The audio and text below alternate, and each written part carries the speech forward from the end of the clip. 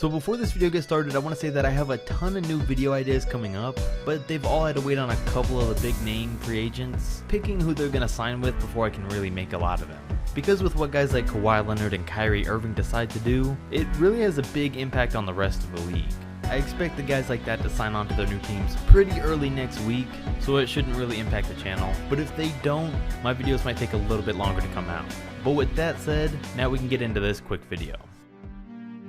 As of the making of this video, Kemba Walker hasn't officially signed with the Boston Celtics yet, but he can't until free agency opens up on June 30th. But enough reports show that that's where he's going to end up, and I think that's where he will sign once he's able to. And we're here today to look at why. Now, the Hornets have made the bad decision to refuse to trade Kemba for all these years, in part because he's always come out and said that he's gonna stay loyal and plans on staying in Charlotte. But even though he said that, him actually leaving isn't his fault, and the Hornets still deserve all the blame here. And that's because he's eligible for and thought he would be receiving the $220 million Supermax contract this upcoming offseason. But Michael Jordan and the Hornets were only looking to give him 5 years and $160 million. Now, whether Kemba is a Supermax player or not is up for another discussion, but that's where this team went wrong. If they knew they didn't plan on offering that much money to keep him, it doesn't make sense why they wouldn't trade him.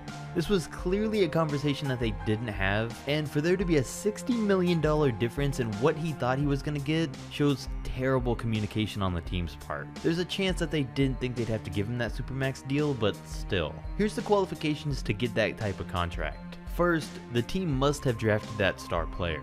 That player had to have played there for at least 7 or 8 seasons. And then the player must have made an All-NBA team in the most recent season, or in both seasons before it.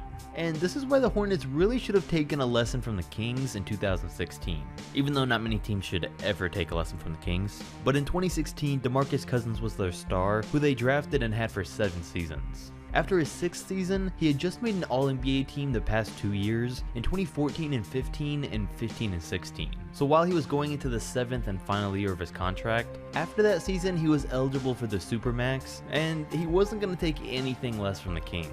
And Sacramento, finally doing something smart, noticed this and traded him in the middle of that season because they didn't want to give him that much money.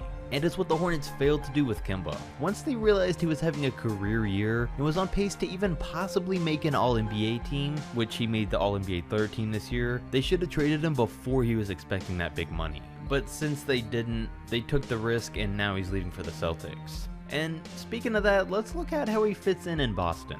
Now, first off, I'll say that I don't know how I feel about this move for them, and I don't know why Boston thinks that they have to win now. They have a roster full of young talent that proved they can be a playoff team on their own, but really hasn't had their own chance to develop. And with this move, it means a guy like Terry Rozier is going to have to end up on a new team next season.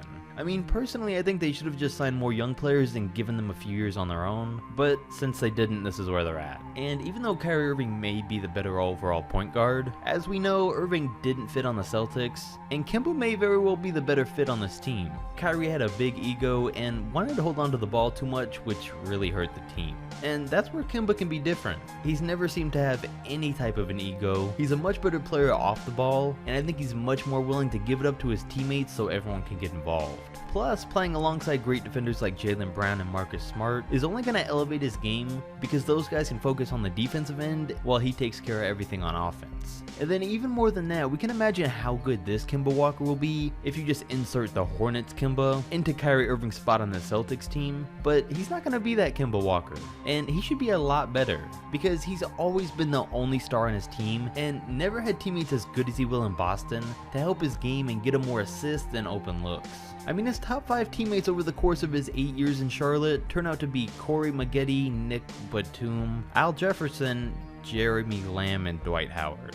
He's never been on a team that was a real playoff threat, and now that we're going to get to see that and him play with other great players, there's a chance he has the best year of his career this season, now that the offense is going to be opened up and he's going to get opportunities he never has. As of right now, Boston still needs a center, and I think they should still trade Gordon Hayward, but personally for Kemba, this was a great move, and I'm just glad he finally got out of Charlotte. And I'm sure that that team is really going to turn into the worst in the league next year. And the other destination he was rumored to go to is the Dallas Mavericks, who would most likely offer him the same money that Boston can. But I think he goes to the Celtics because they've proven that they're a playoff team that will now have a big spot opened up for a point guard. They've proven they can win, and I think he wants to try and take them to the next level.